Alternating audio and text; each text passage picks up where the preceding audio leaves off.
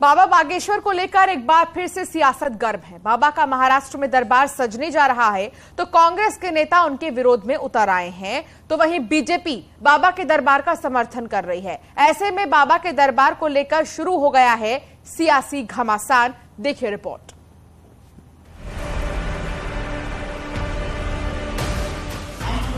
परंपरा का अनुकरण करने वाले भारतीय सनातनी लोग हैं। हमें अपने वेदों पर, अपने इष्ट पर, ईश्वर पर भरोसा है। अगर तुम्हारे अंदर एक बूंद भी सनातनी हिंदू का हो तो तुम मेरा साथ दो, मैं हिंदू राष्ट्र दूंगा। फिर महाराष्ट्र में सजेगा दिव्य दरबार। मीरा रोड ईस्ट मुंबई में यह दिव्य और भव्य आयोजन 18 और 19 मार्च को होने जा रहा है। समस्या का समाधान करेंगे बागेश्वर सरकार। आप सब बालाजी की कृपा को पाओ, खूब कृपा सब पर बनी रहे। बाबा ने फाइनल किया दिव्य दरबार का एजेंडा। आना तो एक बहाना है, असलियत में सबको बालाजी का बना।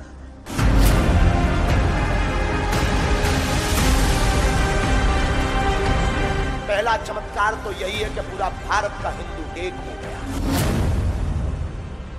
जिस महाराष्ट्र के नागपुर में लगे बाबा बागेश्वर सरकार के दिव्य दरबार में बखेड़ा खड़ा हो गया था। बाबा के चमत्कार को चुनौती दी गई थी, बाबा के आशीर्वाद पर सवाल उठाए गए थे, बाबा के समाधान वाले दावे को झूठ का ढकोसला बताया गया था, बाबा के दिव्य दरबार को अंधविश्वास की दुकान तक करार दे दिया गया था। जो हमें प्रेरणा लगेगी वो हम लिखेंगे और जो कलमबद्ध करेंगे वो सत्य निकलेगा। हमें अपने इष्ट पर इतना भरोसा है। उसी महाराष्ट्र में एक बार फिर बाबा का दिव्य दरबार सजने वाला है। एक बार फिर बाबा अपने चमत्कार की चकाचौंध बिखेरने वाले हैं। बाबा ने इसकी तारीख का भी ऐलान कर दिया है, वो भी अपने ही अंदाज में। मुंबई वाले पागलो, करो भव्य तुम तैयारी। मुंबई महाराष्ट्र 18-19 मार्च को आ रहे हैं मुगदल।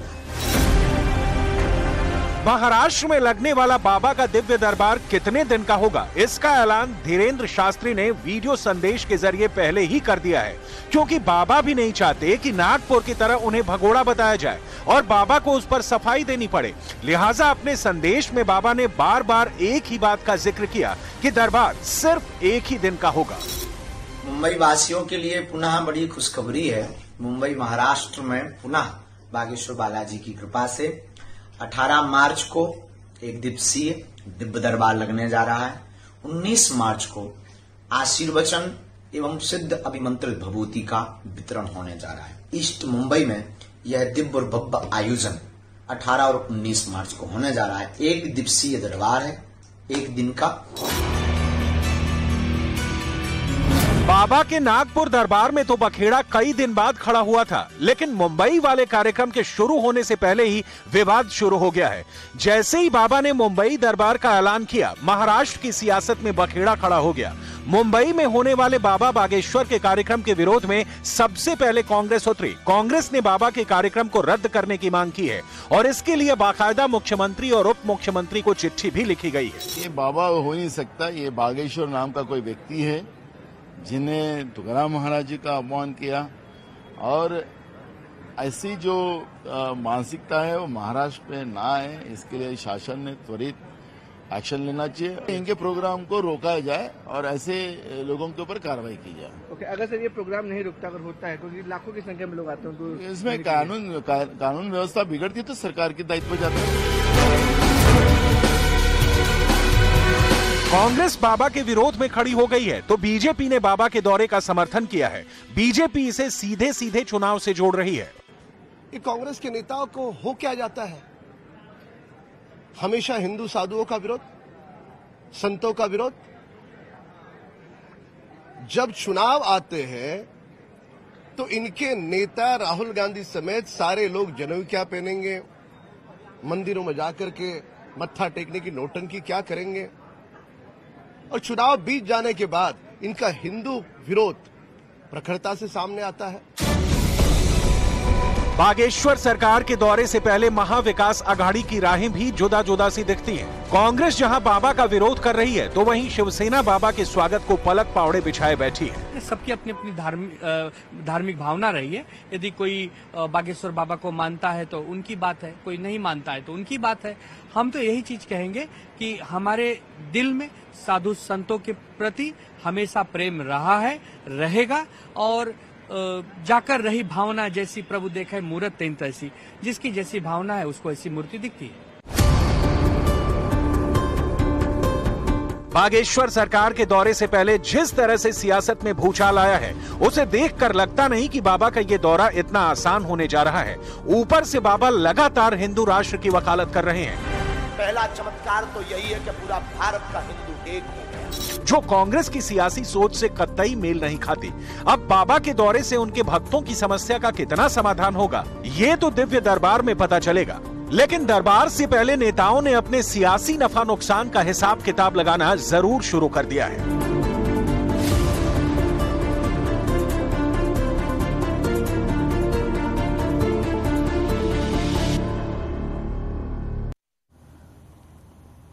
तो बागेश्वर धाम के प्रमुख धीरेन्द्र शास्त्री के चमत्कारों को चुनौती देने का सिलसिला अभी थमा नहीं है। बाबा बागेश्वर ने जैसे ही 4 बच्चे और शादी कराने का फॉर्मूला सामने रखा, तभी से सियासी गलियारों में बवाल शुरू हो गया है। मध्य प्रदेश में दिए गए बयान पर बवाल की गूंज अब यूपी में भी सुनाई देने लगी है।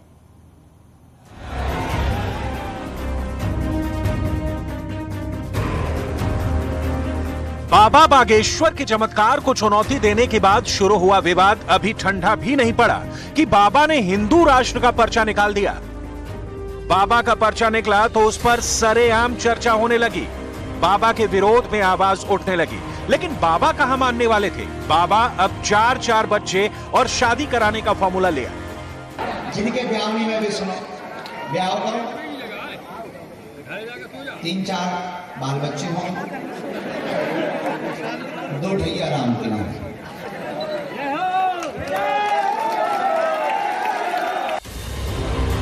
जैसे ही मंच से बाबा ने फॉर्मूला सार्वजनिक किया तो बवाल शुरू हो गया। बाबा ने फॉर्मूला मध्य प्रदेश में दिया और उस पर मचे बवाल की गूंज उत्तर प्रदेश में सुनाई दी। समाजवादी पार्टी के विधायक इकबाल महमूद और उलेमा बोर्ड के काजी सैयद अनस अली ने उन पर जमकर निशाना साधा और धीरेन्द्र शास्त्री के बयान पर समाजवादी पार्टी के विधायक इकबाल महमूद बिफर गए। तो करें, वो अपने समुदाय से वो कह रहे हैं, वो करें, करते क्यों नहीं करें। ये इनसे पहले तो केंद्र के एक मंत्री ने कहा हिंदू लोग बच्चे ज्यादा पैदा करें, उनके खाने पीने का, उनके पढ़ने लिखने का भी इंतजाम करो। यहाँ तक तो ठीक था, लेकिन उन्होंने ज्यादा बच्चे होने की जो वजह बताई वो समझ के परे थी। उनके भी तो करें, वो अपने समुदाय से वो कह रहे हैं, वो करें, करते क्यों नहीं करें। ये इनसे पहले तो केंद्र के एक मंत्री ने कहा हिंदू लोग बच्चे ज्यादा पैदा करें, उनके खाने पीने का, उनके पढ़ने लिखने का भी इंतजाम करो। उलेमा बोर्ड के काजी ने भी 4 बच्चे वाले बयान का विरोध किया। साथ ही बागेश्वर सरकार को नसीहत भी दी है। और ये गद्दी पे बैठ गए हैं और भक्ति करवा रहे हैं। छोटा भाई क्राइम कर रहा है, पूरी दुनिया को खबर है इस बात की। पैर दबा रहे हैं अपने से बुजुर्ग लोगों के। अभी कुछ दिन पहले मैंने फोटोज और वीडियोस देखे थे। तो मेरा ये कहना है कि अपनी जबानी प्रवचन देने से अच्छा ये है कि इंसान को इंसानियत सिखाइए आप। दावा किया जा रहा है कि पर्चा निकालकर प्रवचन देते देते बाबा बागेश्वर सरकार हिंदू राष्ट्र और राम के लिए बच्चे पैदा करने की वकालत अचानक कतई नहीं कर रहे हैं।